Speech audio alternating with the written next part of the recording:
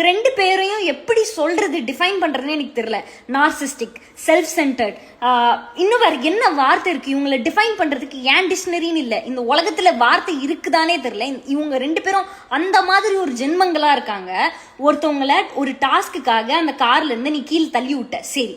ஆனா அதுக்கப்புறம் அவங்களுக்கு ஃபிக்ஸ் வருது. ஃபிக்ஸ் வர்ற டைம்ல நான் ஃபுல் லைவ் பார்த்தேன். ஃபிக்ஸ் வர டைம்ல உட்காந்து இந்த அம்மா என்ன தெரியுமா சொல்றாங்க, நீங்க என்ன போன டாஸ்க்ல என்ன பண்ணீங்க, அதை விடவா நான் பண்ணிட்டேன்னு கேக்குறாங்க.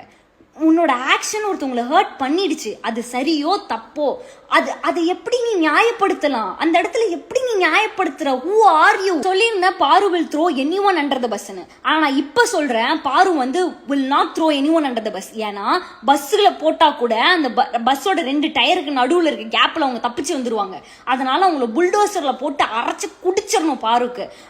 இந்த மாதிரி ஒரு பொண்ணை இந்த மாதிரி ஒரு பொண்ணு கூட சொல்ல முடியாது. இந்த 2 பேர் மாதிரி ஒரு ஹியூமன்ஸை நான் பார்த்ததே கிடையாது.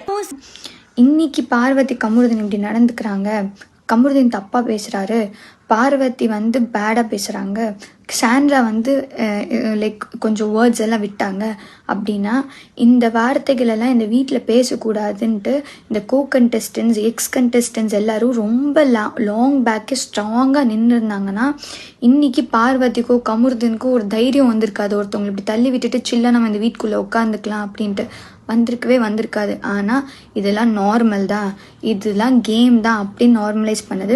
நடந்த எபிசோட நான் இன்னைக்குதான் பார்த்தேன். என்னால ஜீர்ணிக்கவே முடியல. இந்த வீணா போன கமருதீனும் இந்த வீணா போன பார்வும் செம்ம காண்டாகுது மக்களே. எனக்கு அவ்வளவு ஒரு கோவம் வருது. எனக்கு என்ன பண்றதுன்னு தெரியல.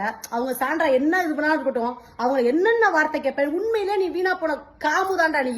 எனக்கு செம்ம காண்டாகுது ஃப்ரெண்ட்ஸ். அவ்வளவு கோவம், அவ்வளவு ஆத்திரம் வருது. தயவு செய்து நீ உள்ள மட்டும் அனுப்புனா 2 பேரையும் தரத்தரன்னு இழுத்துட்டு கூட வந்துருவேன். எனக்கு அவ்வளவு காண்டு. எனக்கு இந்த வீடியோவை பார்த்துட்டு அப்படி பிடிச்சி தள்ளி விடுறா. நீ ஒரு பொண்ணு தானே, எவ்வளவு அக்கிரமம் பண்ணிக்கிட்டு இருக்க நீ வீட்டுல இருந்துகிட்டு. எங்க சீசன்ல எல்லா சீசன் லவ் பண்ணாங்க, உங்களை மாதிரி கன்றாவதியா பண்ணிக்கிட்டு இருந்தாங்க. பைத்தியங்க மாதிரி பண்ணிக்கிட்டு இருக்கீங்க. அந்த பொண்ணை பிடிச்ச அப்படி தள்ளி விடுறீங்க. வீட்டுல உள்ளதெல்லாம் பேச இந்த மாதிரி பேசவே மாட்டேன். எனக்கு செம்ம காண்டாகுது. என்ற அறிவுட்டம் காலால எட்டி வதச்சி தள்ளி தள்ளி அத்தனை பேர் தடுக்கிறாங்க. மனசாட்சின்றது இல்லையா? அவளை எல்லாம் செவ்வுள்ள கொடுத்து செவ்வுள்ள செருப்பால செவ்வுள்ள அடிக்கணும். நாய் நாய் இவெல்லாம் ஒரு நாய். பாடி வெளியில வந்து பாருடி இந்த வீடியோ எல்லாம், சாவடி நாய். அப்படி வருது எனக்கு கோவம். எது இந்த மாதிரி எல்லாம் என் லைஃப்ல நான் வந்து மறந்து கூட என்னோட கேரக்டர்ல நடிக்கும் போது கூட நான் வந்து நான் நாசமா இந்த மாதிரி வார்த்தைகள் நான் அவ்வளவு யோசிப்பேன். ஒரு வாட்டி திட்டினா கூட போய் சாமி கிட்ட போய் அவங்க பேர்ல அர்ச்சனை பண்ணிட்டு வருவேன். ஆனா இந்த மாதிரி ஒரு நாய், சி, இதெல்லாம் டீச்சர், உன் அம்மா டீச்சர். அன்னைக்கு உள்ள வந்த அன்னைக்கு உன் அம்மா 2 அறை கொடுத்துருந்தாங்கன்னா நீ எல்லாம் திருந்திருப்ப.